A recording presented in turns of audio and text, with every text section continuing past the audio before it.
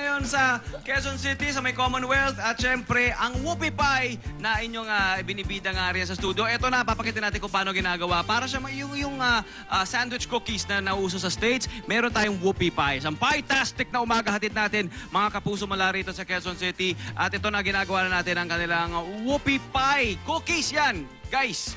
Cookies na merong filling. Parang cookie sandwiches, di ba? Ang ginagawa. Pero iba't ibang flavors yan. Papakita natin yan. Ingredients muna tayo. Alright. Ito, aking hinahalo. Ilang minuto lamang yan. Ang nilagay natin dyan ay harina, itlog, asukal, vanilla, good quality na vanilla. Siyempre, dapat butter, baking powder, cocoa powder, at siyempre, itong ating gatas. We will fold in the milk. Tandaan lang, sa tatalsik yan, hanggang sa maging smooth ang kanyang consistency. Yun. Pagkatapos niyan, di ba? Haluin natin ganyan yan, di ba? Magiging makrema yan. Siyempre, sa isang tabi, ginagawa din natin ang kanilang yung filling. Cream cheese, merong butter at powdered sugar yan. Dito rin, lalagay din yan dito sa kanilang mixer na yan. At iba-ibang flavors, maaari mong gawin. Meron chocolate, yun nga, papakita natin sa inyo. Ngayon naman, pagkatapos niyan, ito ay ilalagay na natin. Halimbawa, ang ating ginawa ngayon yun nga, chocolate naman na cookie, di ba yan? Ito ay scoop out natin. Isang scoop lang na ganyan. Yun. Tapos, ilalagay natin dito ilaline natin dito sa kanilang baking sheet. Yan. Tama po ba yung gawa ko? Yan. Parang ganyan. At lalagyan natin ng toppings. Iba't iba. Chocolate sprinkles at iba't iba. Pwede mo lagay yan, di ba? Ito yung filling. Okay? Ngayon, so ilalagay natin yan. I-bake na natin. Paglagay natin dito sa ating oven, yun, mga 420 degrees. Ang init. Ito ngayon ang magiging itsura niyan. Siguro mga 15 minuto mo na lulutuin. Sabi ng nag-imbento nito sa Pilipinas, yan ang itsura.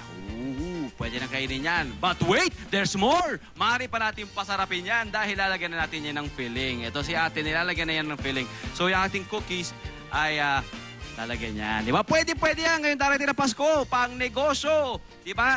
Pwede siyempre pang regalo, mga dessert. Di ba? At siyempre, kasama namin ni Arn. Ito, Pet, meron na rin itong butterscotch, red velvet, at siyempre itong masarap na carrot flavor. Ikaw talaga. Hashtag para-paraan. Kahit na kanyang paraan lang. Okay. Kasama natin ngayon ang nag-imbento nito mula sa My Cookie Lab, si Sir Stanley Tan. Hello po. Hello, sir. Morning. Bro, question. Ano ba yung mga flavors natin? Iba't iba, hindi lang tayo parang dapat stuck daw sa isang chocolate lang na cookie. Anong mga sandwich cookies? Cookie sandwiches natin dyan? Meron tayong red velvet crinkles, cookies and cream, Nutella, Darth Vader. Oh, yung Darth Vader. Ano yung Darth Vader? Darth Vader. Dark chocolate. Dark chocolate. Wow. And then, ang filling niyan? Dark chocolate ganache. Okay, meron din tayong ano pa, may mga ano pa ba? May mga fruit-based ba diyan? Meron po tayong carrot saka banana. Ooh, very good. Ngayon, ang isang kahon na ganito, magkano yan? Box of 6. Ayan po, 320 pesos. 320 pesos. Ilan naman yan, kuya? 6 po. 6. Ito naman, box of 12, ilan yan? 600. Magkano? 600 pesos. Tanong, magkano ba dapat ang puhunan mo para makapag-start up? Kung meron na tayong mga gamit at ingredients na lang yung bibili natin, pwede na mga 2,000 pesos. Okay, tapos magkano ngayon ang kikitain mo dapat? Pag 2,000 ang puhunan natin, kaya natin kumita ng 2,000 din. Agad-agad? Sa pagbebenta nun?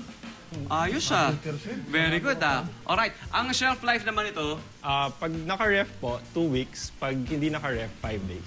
Pero suggestion? Pet, sa akin, 1 lang yan. Oo, sa'yo. 1 minute. Pero parang hindi aabot hanggang dito sa kalahati ng katawan mo Okay? So, mga kapuso, babalik kami. Iba't ibang flavors. Titikman na natin yan ngayon din hanggang mamaya. Balikan nyo kami. Back to studio.